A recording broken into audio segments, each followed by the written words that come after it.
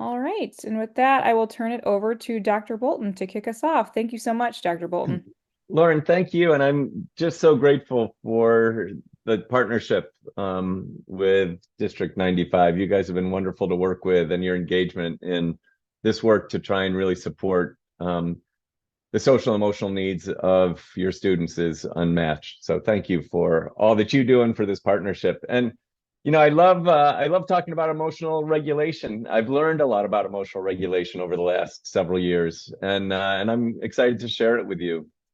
I want to start with a public health parable. And in this parable, there are these two people. They are sitting by a river having a nice picnic. It's a beautiful day. And they look up, and there's a child in the water drowning. And they dive into the river and they pull this child out, and they're exhausted. But by the time they get to shore, they look up, and there are two more kids in the river. And they dive back in and they save those kids. And they look back, and the river is filled with kids. And one of them dives back into the water to save as many as he can. And the other one is up on shore. And the one in the water says, "What are you doing? I can't save these kids on my own." And the one on shore says, "I'm going upstream. I want to find out why these kids keep falling in. That's where we need to stop this." And so, as I think about the work that we've been doing, especially as it relates to mental health problems, I think that this is a metaphor, a parable that I find really helpful. See, mental health problems show up as behavior. This is how we really identify them. And behavior is always a downstream problem. Upstream problems are things like stresses, trauma, skill deficits, slower development, all sorts of things can be upstream. But when we focus on behavior, we're always solving the wrong problem. The thing about downstream solutions is they're fast and tangible. There's a behavior, I've got a incentive, or I've got a punishment for that. The problem is it doesn't address the upstream cause of that problem, so it can't be as effective. Upstream solutions are slower and hazier, but when they work, they really can accomplish a lot because they get directly to the heart of the matter. So my hope is tonight we can be going upstream. Unfortunately, I think for the last 150 years, we have been focusing downstream, and we've been ignoring research, upstream research that could be really helpful for us. And so tonight, I want to really take a look at a new way of understanding behavior. In the past, we've understood behavior through the lens of motivation. And when we think about it through the lens of motivation, they're behaving this way. And so, because they're motivated to, and so they're reinforced to do this. And so we've got two choices in those moments. We can use a carrot or a stick. We can use incentives or we can use punishments. But I want to look upstream. And I think upstream is emotional regulation. And we'll see if you agree with me by the end of the hour tonight. So I want you to think about the last time you lost your temper. What did you look like? What did you sound like? What dumb thing did you say or do? I hope I'm not the only one who looks really bad when they lose their temper. Because we all shut down, our brains shut down, and we show up in ways we don't need to. Maybe it's for some people, it may be yelling and screaming, but for other people, it may be pulling the blankets over our head and not being able to leave the room, even though we know we need to show up for whatever it is we need to show up for. And so the question is, why is it that we're good people, we're bright people? Why is it that in these moments we do such stupid things? And I want to go back to 1848. Phineas Gage, remember I said we've been ignoring research for about 150 years. Well, Phineas Gage helped us understand emotional regulation for about 175 years we're getting to, right? So Phineas Gage was not a doctor. He was not a scientist. He was actually a railroad worker in Vermont, outside of Cavendish, Vermont. He and his team were trying to lay railroad tracks through the mountains of Vermont. And his job was to drill a hole in the ground, put explosive in there, put a fuse in it, tamp down with rocks and other things on top of the explosive so that it creates more of a barrier, steps back, lights it, blows up the side of the mountain, and then they can lay more tracks. So that was his job. He was a foreman on the railroad at age 25. Well, one day, Gage had a very, very bad day. When he was tamping, there must have caught he must have made a spark that caught the explosive. And this tamping rod, this 4 foot long steel tamping rod, flew out of the hole and went through his skull, underneath his chin, underneath his cheek, and then out the top of his skull. It landed about 80 feet away. And he was dazed and clearly hurting. But they were able to get him to stand up. He could walk, he could still talk. They got him on a carriage and they took him into town. And he even had a sense of humor. He had to wait. And then finally, when the doctor got there, he said, "Doctor, here's business enough for you. There's a lot going on here you're going to have to take care of." Right? So here's the thing. This tamping rod went straight through Gage's prefrontal cortex. He made almost a full physical recovery, except he couldn't use his left eye anymore. But they were able to see some really dramatic behavior changes. His friends had described Gage as fitful and irreverent, indulging at times in the grossest profanity, capricious and vacillating, being radically changed so decidedly that his friends and acquaintances said he was no longer Gage. See, this is what that prefrontal cortex does, is it helps us do all of these things that that are so important for us in order to manage a school day, to be able to manage life at home. It takes care of, it's in charge of impulse control and inhibition, emotional regulation, initiating tasks, our ability to persist when things get hard, to transition from one activity, especially a preferred activity, to a non-preferred activity, to have empathy for other people, to maintain attention when we've got to focus, to plan ahead, all of these things. And when we think about the challenges, at least the challenges I have in these moments, when I'm melting down, or when my kids have, or my students have, they've often, almost always been associated with one of these things. I like what Robert Sapolsky says. He says, this part of our brain makes us do the harder thing when it's the right thing to do. So what we knew from way back when, way back with Gage, is that behavior problems are about brain development, not motivation. It's about the development of this part of our brain and our ability to access this prefrontal cortex of ours. So this is the myth. The myth is that we're primarily rational beings. We have got moments of real rationality, but if we were so rational, why is it that when we are having a hard time, we do things that hurt ourselves or hurt other people? The key thing is that we are survival beings. And this is how our brain works. And this is a metaphor for the brain, but I find it helpful. There are three basic parts of the brain. There's the cortex, the limbic system, and the brainstem. The cortex, that green part, each of these has a different function. The green part, the cortex, is all about, is that thinking and rational part of our brain. The limbic system, that yellow part, that midbrain, is really totally geared towards telling us whether we're safe or not safe. And if we're safe, then we can approach and engage in an activity. But if we are not safe, it turns on it triggers an alarm system, right? Making us, pushing us into our stress response. That's what the reacting part of our brain does. The brainstem then triggers that stress response so that we can stay safe, so that we can survive. That's the job of the limbic system, and especially the brainstem.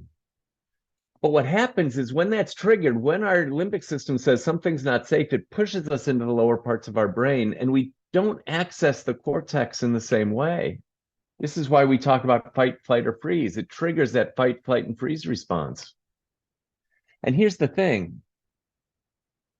In these moments when our fight, flight, and freeze response is triggered, when our stress response has been triggered, we lose some really important things that are part of this prefrontal cortex. We can't access the cortex in the same way. We're not as good at listening. We're not as creative or flexible. We lose empathy. Have you ever noticed that when you're really upset, it's hard to remember the sequence of things? That's because memory gets encoded in our cortex. The problem is that we can't access that in these. That's why eyewitness testimony is so poor. language changes, right? When I am melting down, my vocabulary only has four-letter words, and I seem to feel like I need to yell them in order to communicate. But not everybody is a yeller, right? Some people shut down and they can't find the words. You've ever been so angry that you can't find the words, or you can't speak? And then inhibition, this idea that it's hard for us to not do the thing we know we're supposed to not do. So here's the thing, that all of these pieces are essential for our ability to navigate the world when life is quiet. They aren't that helpful when we're running from a grizzly bear. It's not that helpful to listen. It shuts down all these parts of the brain. It's not that helpful to be flexible. We need to choose a path and go with it, not be wishy-washy, right? So here's the interesting thing. What is it that we ask kids to do when they are stressed? You need to listen to me. You need to come up with another solution. You need to be creative. You need to be flexible. The world doesn't rotate around you. You need to have empathy. You need to take the perspective of other people. Tell me what happened. They've got a different story. Are they avoiding? Are they lying? Or did they just not encode? Tell me what happened. And they yell, or they don't tell you, they shut down. Stop doing that. It's really hard to do, only because they can't access this part of their brain. And neither can I in those moments, neither can you. That's what happens when we melt down. There is a whole series of things that that go on in our bodies and our brains, all sorts of neurotransmitters and hormone activity. Our breathing rate increases so we can get more oxygen into our bloodstream, and then our blood flow goes to our skeletal muscles so we can fight and flee, right? Our blood sugar levels increase so that we can they have more energy. Our pupils dilate so we can see danger. All of these things are happening. Our intestinal muscles relax. That doesn't seem like it would be so helpful if I'm running from a grizzly bear, right? So why would that be? Here's the thing, that our brain shuts down the systems that take up the most energy. Our brains are only 2% of our body mass, but we use 20% of our energy through our brains. Our intestinal system, our digestive system, is the next system that shuts down. That's why if you have to give a toast at a wedding and you get dry mouth or you feel butterflies, that's your intestinal system shutting down. In order to conserve energy, we shut down our brain and we shut down our intestinal system so that we can have more energy to fight and flee. This is how the body and brain work. We talk about this as full brain or lower brain, or being regulated or dysregulated. But here's the thing: there was a theory about this that a guy named Ross Greene talks about, and he would say kind of flippantly, we lose about 30 IQ points when we are melting down, and in our hardest moments. And I've actually seen research done on it since then, and they say it's about 22 points.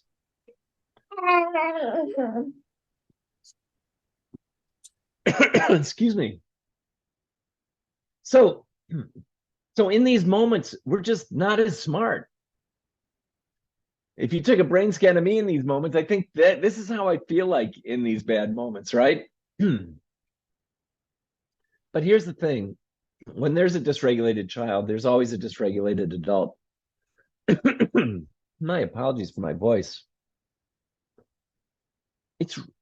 Dysregulation is wildly contagious, isn't it? It's really hard to stay regulated when someone is yelling at us or somebody is doing things that are frightening for us. It's very hard for us to stay regulated.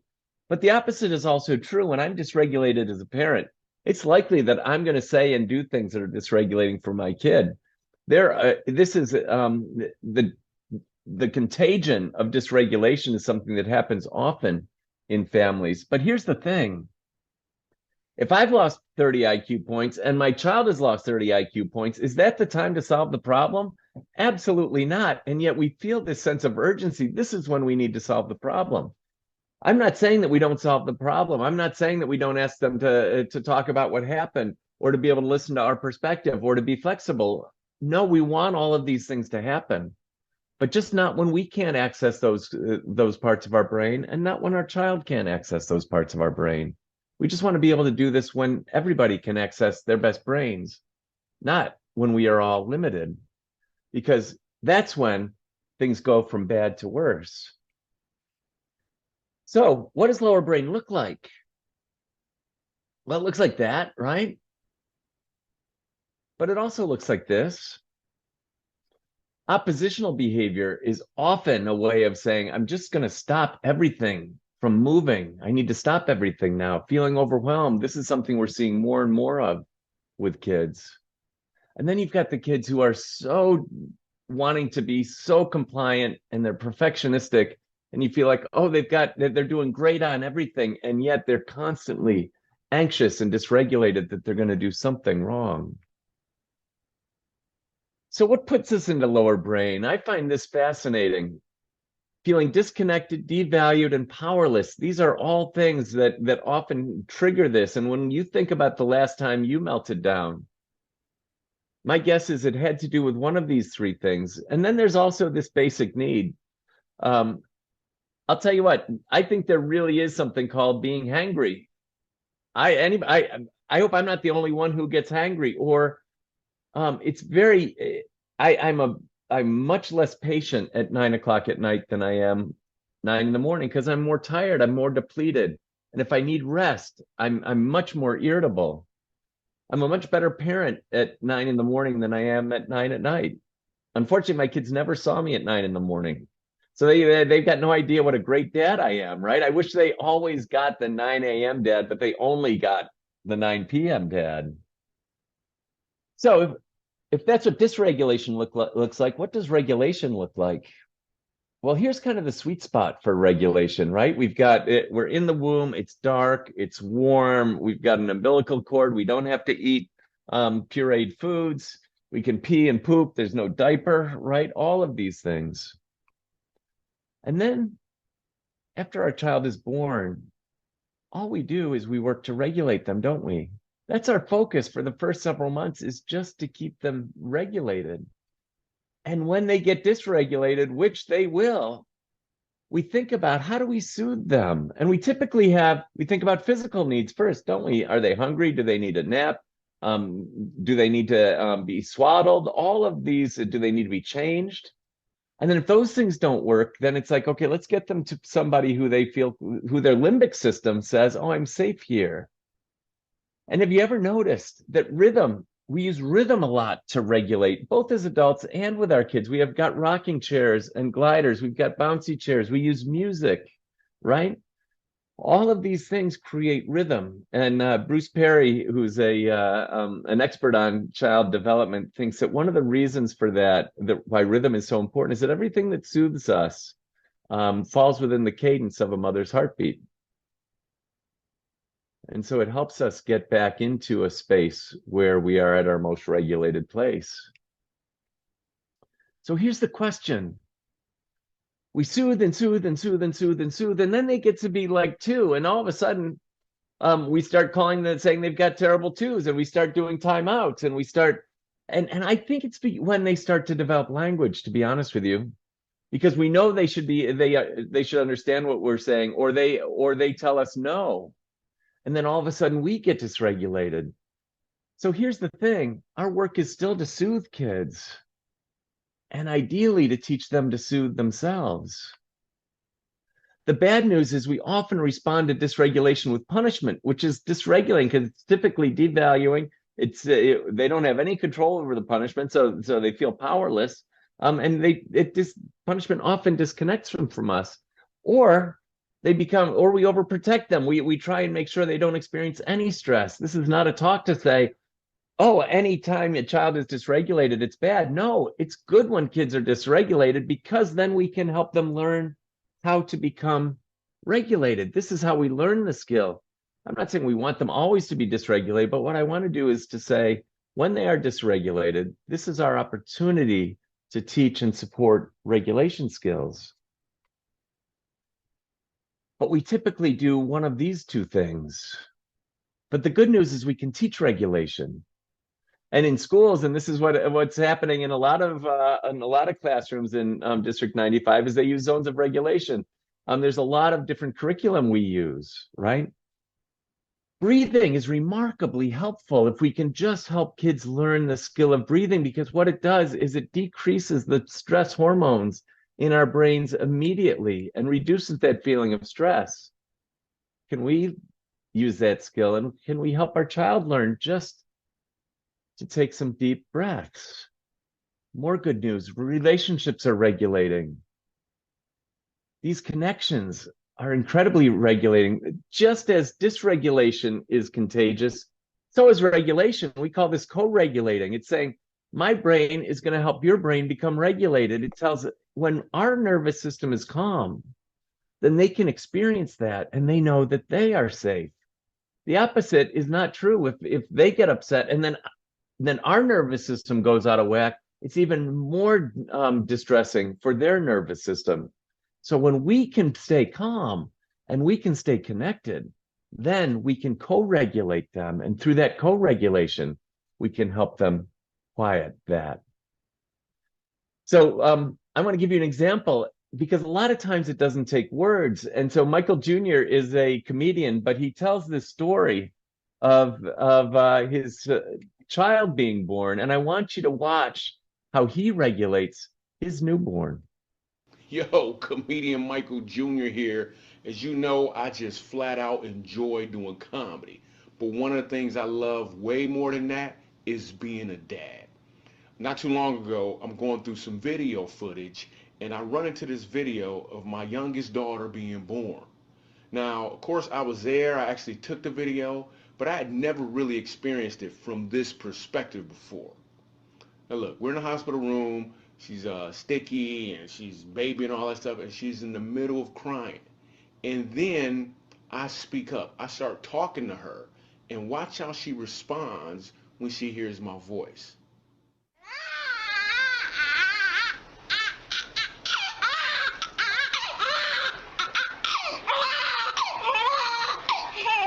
Okay, Portland, look, I'm right here. It's okay, it's okay. I'm right here. I'm right here. We're doing just fine. It's okay. It's okay, I'm right here. Right here. Yeah, it's okay. It's okay, baby. It's okay. That was pretty awesome. So check it. A few minutes later, the nurse starts working on her, puts her pamper on her, and I'm not saying anything, and she actually starts to cry again. Then I speak up, she hears my voice, and stops crying, like again. But I want you to notice what else happens after I tell her that I love her. Mom hold you. Portland, it's okay. It's okay. It's good. It's good. It's good. I'm right here. I'm right here. I am right here. I love you. I love you. I love you. Yeah, I'm right here. I'm right here. It's okay. It's okay. That's just phenomenal. I could watch that Yo. forever. So here's the thing. Clearly, Cortland couldn't understand his words. Words, when we are dysregulated, often aren't helpful, but our presence is. The words can just feel like this, right? But being present is really helpful. And that's really our work, is just to be present, to stay regulated. And did you see just how his tone of voice, his presence regulated his daughter? When little people are overwhelmed by big emotions, it's our job to share our calm, not join their chaos. Stuart Shanker has a book called Self-Reg. If you want to dive deeper into this, I think his book is wonderful. And it's actually not that well known. But I love the way he frames this. He says we got to begin thinking about misbehavior as stress behavior. What he talks about is there are 5 domains of stress. There's biological stress. There's, like we talked about before, there's being hangry, there's being tired, right? There's kids with sensory deficits. Then there's emotional stress. A lot of our kids are experiencing emotions, both the emotions for the first time, getting invited to your first birthday party, getting uninvited, not being invited to a party, making a team, getting cut, passing a test, failing a test, whatever that may be. And they're experiencing these things all in a very intense way. There's cognitive stress, which is our ability to stay focused and use that cortex, that beautiful cortex of ours, to make sense of the world, and also to be able to to reduce distractions and to plan when we want to, all of those prefrontal cortex activities. Then there's social stress, and that's often we all can relate to how much our social world impacts our sense of stress. And then finally, he talks about pro-social stress. And pro-social stress, it's interesting. He describes this as the stress we feel when we've got to make a moral choice. If a child has a cookie and they're sitting next to their sibling, if they share the cookie, like they feel like they maybe should, they feel frustrated they didn't eat the whole cookie. But if they keep it, then they feel guilty. And our worlds are constantly filled with these choices that we've got to make, and that can add another level of stress. So think about all of these stresses. And now in particular, think about school, because school hits all of these. And the challenge is that when I'm at home and I need to use the restroom, when I'm at home and I'm hungry, I get something to eat. That doesn't happen for teachers or for students, right? If I need a cognitive break, I can walk the dog. If I need a social break, I can just go to my room and read. We can't do that in schools. And so school can be really, really stressful for kids. But have you ever lost your temper, shut down, or avoided something and not been stressed? When I think about it, there are times when I handle things beautifully with my kids, and the same thing could happen the next day when I'm tired or hungry and I handle it poorly, or I've had a long day at work and I'm stressed about something else. It's not that there's not a reason for us to get upset. It's just that we respond differently, much more strongly when we're stressed. So why would it be any different for kids if it's true for us? See, what stress does is it depletes our energy. I love this work done by Lisa Feldman Barrett. She talks about brain budgeting. And what she says is we've got that our brains are like a savings account. When we have a lot of deposits, we are pretty relaxed and life is pretty good when we've got a nice balance in that brain bank account. But if we continue to withdraw and go and overdraft, life gets really, really stressful. And so what happens is throughout our days, we are constantly making deposits and withdrawals to our brain's bank account. Some of the biggest deposits, for instance, are good night's sleep, diet, and exercise, but it can also be the smile that the bus driver gives our kid when they hop on the bus. It can be for us, it could be even seeing someone in the grocery line, to see a friend and get a hug, whatever that may be. These are all deposits. But there are also a ton of conflict. Stresses are huge withdrawals from our bank budget, from our brain budget. And when we are withdrawn, we don't show up overdrawn. We do not show up the same way. So I want to do something with cognitive stress. So as we think about cognitive stress, it really focuses on this prefrontal cortex. And I want to ask you a question. Which of you are lazy? You don't have to identify yourself, right? But I'm going to figure out, well, I won't figure out, but you're going to figure out how lazy you are by answering this question. A bat and a ball together cost $1.10. The bat costs $1 more than the ball. How much does the ball cost? So I want you to think through this and come up with an answer.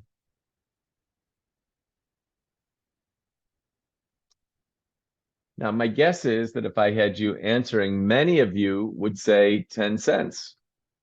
But the answer is 5 cents.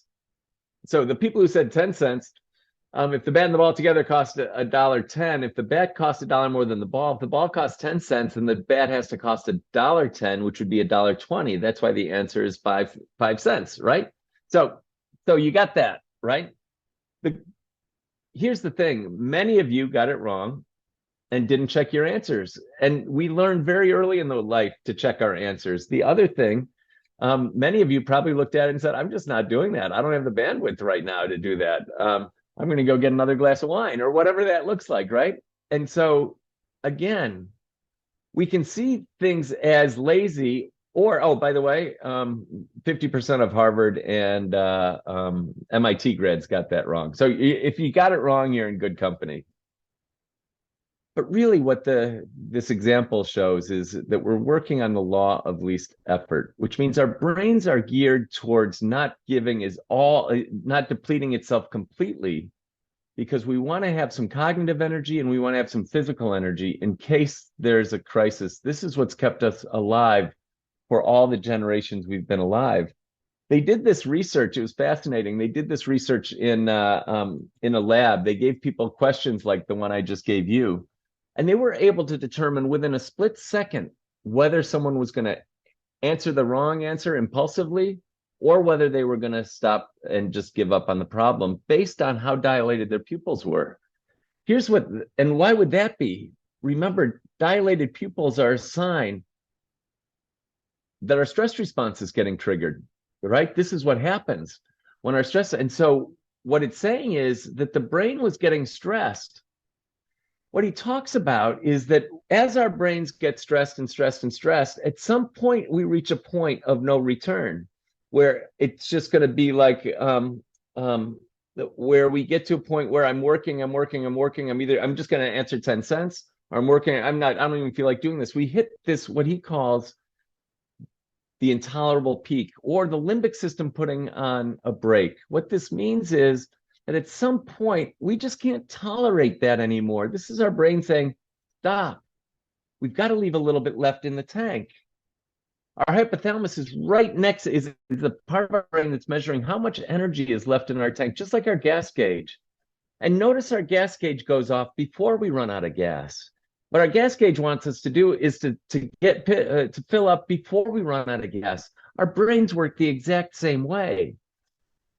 So what it's doing is it's saying we need to leave a little something left in the tank. And after a long day of and probably making dinner for your kids and all the things that you're doing, if you chose I'm not doing that problem, or you answered quickly and didn't check your answer, that is your brain working just as it's supposed to.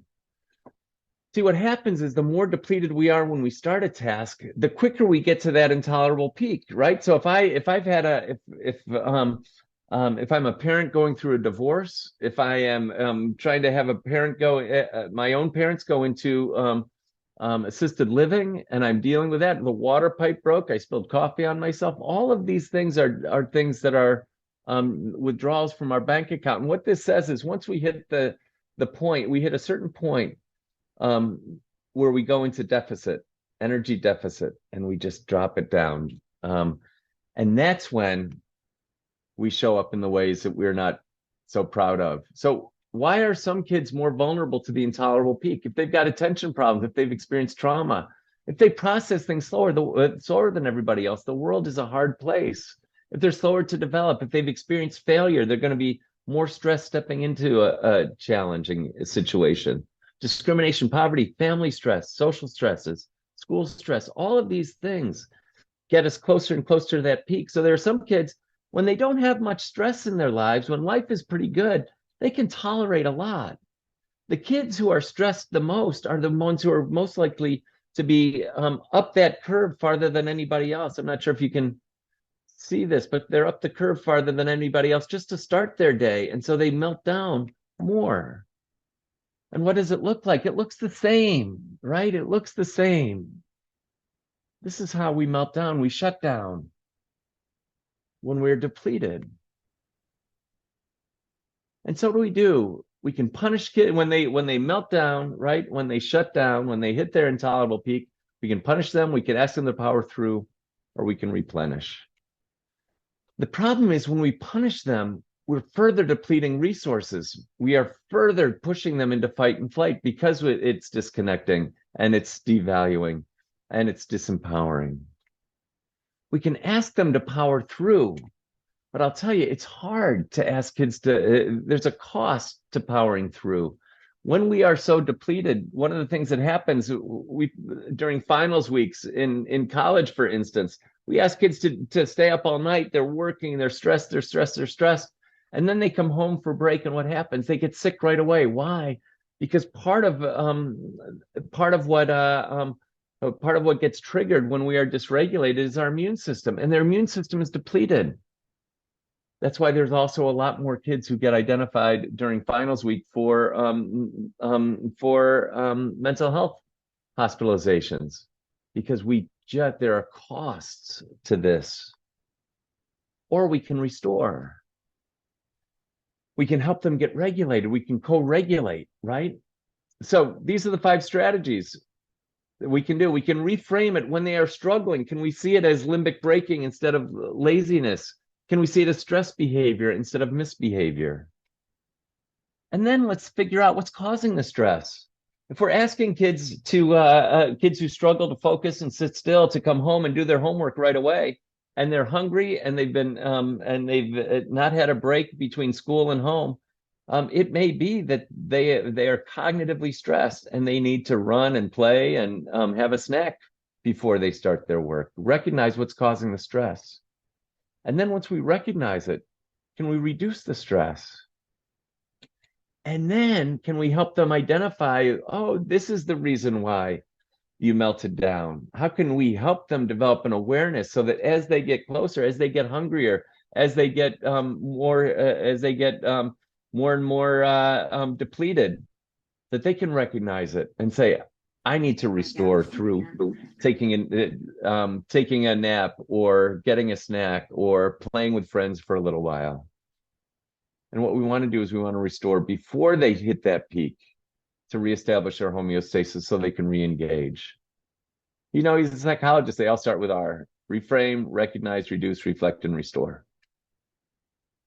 All right, so what does this mean for us? The first thing it means is we've got to look upstream.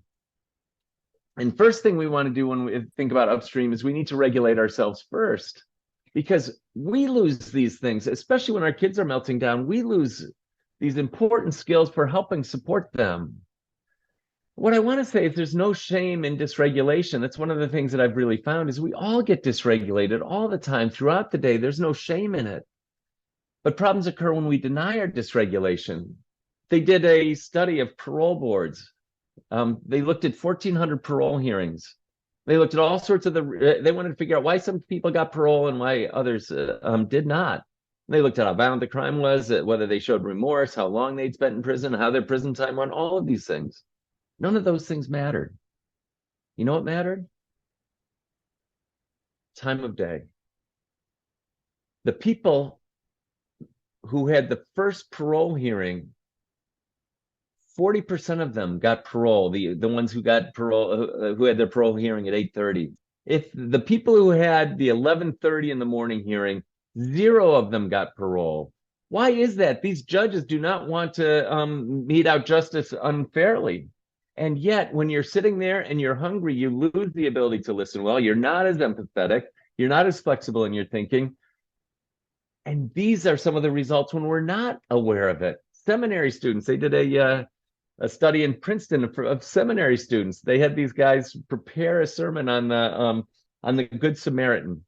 And they, the Good Samaritan, as I understand my dad was a minister, so, but the story is really about a man bloody and bleeding on the side of a road. And the religious elders kept a wide berth and continued to walk by him. And it was a Samaritan, a non-religious person, who took him to an inn and paid for him to stay there until he got better. And the theme is that the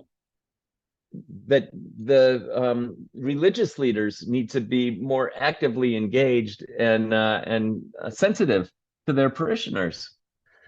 So they give them this sermon to share at a chapel, and when they got to the chapel, they were told they were at the wrong chapel, and that they needed to go to the chapel across campus. Now these guys got anxious, and so they had to rush across campus. They were going to be late, and those darn researchers put they had to go through an alley where there was a man who was bleeding and in ripped clothes and groaning. So they wanted to see how many of these seminary students giving the sermon on the Good Samaritan would stop and help this person. And 90% of them stepped over them. They were in a hurry. They were dysregulated because they were rushed. I get that way. I would hope that I wouldn't step over them. But I'll tell you what, this is what happens in these moments. And then finally, anesthesiologists make 3 times more mistakes in the afternoons than they do in the morning. So if you get nothing out of this, Get your operations and your parole hearings in the morning. All right. That's oh, I've got one more for you. LSU judges love their football teams. And in LSU, what they do, they did a study after LSU lost in an upset. Juvenile judges gave 1,300 additional days of punishment to juvenile defenders the following week. They were irritable, they were frustrated, and about a football game on Saturday that was lingering for the following week. See, our feelings often catch us off guard, and we make our worst parenting decisions when we're regulated. The hallmarks of our regulation are urgency and exaggeration. If I don't do this now, then my child, if my child's lying. If I don't punish them right now, then they're going to be liars when they're 25 years old. Whatever that looks like, right? But it doesn't have to be you. If you're dysregulated, have someone else in the family help calm them down. And it doesn't have to be now. We can say, let's wait until we get our brains to, both of us are calm, and then let's have this conversation. And how we handle our own dysregulation is a huge way that kids understand how to handle their own. Our children are watching us. And as James Baldwin said, children have never been very good at listening to their elders, but they've never failed to imitate them. Our kids are watching. If we're not using strategies, then who's to say that they will? All right, pause and ponder. I was asked after the shooting in Highland Park to work with the teachers there, and to help them prepare for the students when they were coming back after experiencing being a part of a community that experienced that horrific event. And I worked with a woman named Mary Jo Barrett, and she helped me understand not just trauma, but she helped me understand how important rhythm is in our lives. And our lives are supposed to work within a rhythm, right? That we have we have a good night's sleep, and then we work all day, and we parent all day, and then we sleep again. We have a work week, and then we have a weekend. Sports teams have a first half, and then they have a second, and then they have a halftime where they rest, and then they have a second half. These rhythms are important. And one of the things that, because what happens is our stress response is supposed to come up and come down. And yet when we are constantly stressed, we don't get the break that we need to recover. So often, in so many ways, we wake up and then our life is just full of stress, and then we go to sleep, right? What Mary Jo talks about is that our lives are full of times when we expand and contract. Contraction is things like sleep, a lunch break. It can be all sorts of, taking a nap, contracting and having a nice time with friends. We know this because there are times when we will, for instance, if you got a big meeting tomorrow, no one would say spend all night working on the agenda. They'd say get a good night's sleep, because we know we need to contract in order to expand. But that's what needs to happen. What she talks about this is that we need to pause and ponder. I love this story she tells, that Blair Braverman tells. She's a dog musher in Alaska. She says, if I harness my dogs up, they want to run straight away for 40 miles and then they collapse. She says, but my races are 500 miles long. Sometimes they're 1,000 miles long. And so what we do is we run for 4 hours and then we rest and we eat and we take care of ourselves. And then we run for another 4 hours. She says, we can run forever that way. That these breaks are essential. Take a look at adult brains. The top row is adult brains without meetings. You can see the red and the orange are stressed brains. When we don't get breaks, our brains quickly, that's cognitive stress showing up. But look at the bottom row of adult brains between meetings. When there's a 10-minute break, we can run forever this way, right? We take a look at kids' brains. They give kids the same test different times of the day, and they continually went down. But between 9 and 10, it bumped up a little bit. Between 11 and 12, it bumped up a little bit. That bump may not look like much, but it's the same thing as the 10 o'clock group getting 3 additional weeks of instruction more than the 9 a.m. group. It's a big bump. How do we get that bump? There was a break. These breaks are essential for us to be at our best, and yet children's lives have been expanding but not contracting, haven't they? Their schedules are full of it, both in school, and then they come home and they've got two travel teams and they've got piano practice, and they're also in the school play. Boom, boom, boom, boom, right?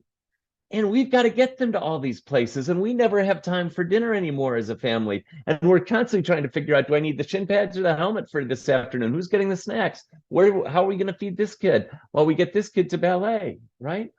All of us are experiencing this.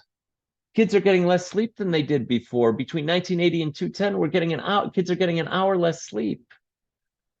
Is that a big deal? Yes. It's upstream for a lot of problems. And at 1 hour of sleep, if you lose an hour of sleep, there are significant issues related to ADHD, obesity, behavior problems, academic problems, social skills problems. So we need to be able to pause and give our kids those breaks so that they can recover, so that their nervous system can go back to homeostasis, so they can more fully engage. We need to understand that challenging behaviors are simply signs of dysregulation. When there's a challenging behavior, they're dysregulated. I love this advice that our Dean of Students, Mike Line, gave us. He said, when I see a student who's struggling, I think about two things. He says, I think, what would I need if I was in their place? And it's interesting because if I'm upset with my wife, being told to go take a timeout in the timeout space and fill out a processing sheet, that wouldn't go over so big with me, right? What would go over big is for me to get space. And I think that that's why it works, but we don't need to have it prescriptive and punishing.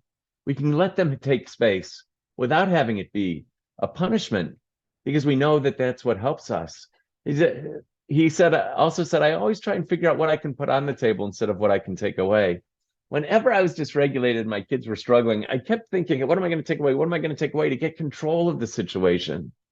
But Mike's answer was just the opposite. What can I put on the table? Do you want to play Legos? Do you want to go up to your room and play Legos until you're calm and I'm calm, and then let's talk about it? Do you want to take the dog for a walk? Do you want to listen to music? Right? Do you want to go sit with mom? We often say they can't do that because that would just be reinforcing, but no, what that does is it gets their brains back. These are regulation strategies, are the things that we put on the table. And when we begin to learn that they work, then our kids begin to know, oh, this is how I can quiet my brain when I'm feeling dysregulated. Challenging behaviors are simply signs of dysregulation, and they provide us with the best opportunity then to teach regulation. If we're regulated, we can teach them to regulate. And that's when co-regulation comes in. This is how, if I can co-regulate with my child, that's the most powerful way that they can learn. That when I can stay calm, they can learn how to stay calm. Can we just hold space with them instead of trying to solve the problem for them or tell them all the things they're doing wrong? We can do those things. We can ask, we can help them, but let's make sure that both of our brains are online so that they can learn from it. And then finally, can we be curious? I like Ross Green's quote, kids do well if they can. Doing well is always preferable to not doing well. So when they are melting down, when they're having a hard time, there's a story behind it. And I guess the story for me is always, what is the stress? What's hard about this moment for you? And then let's figure out what that is. And then let's address the stress, the upstream stress. And when in doubt, can we listen? Because there are always themes. No, there's a story from school that I love. There's a boy who used to walk into circle time, and he had a one-to-one assistant. They'd take a walk around school before circle time so that he could, because he struggled with transitions, he'd come in and he'd step on the fingers of students who were leaning back. And of course, they kept kicking him out of class because you can't be stepping on kids' fingers, right? So.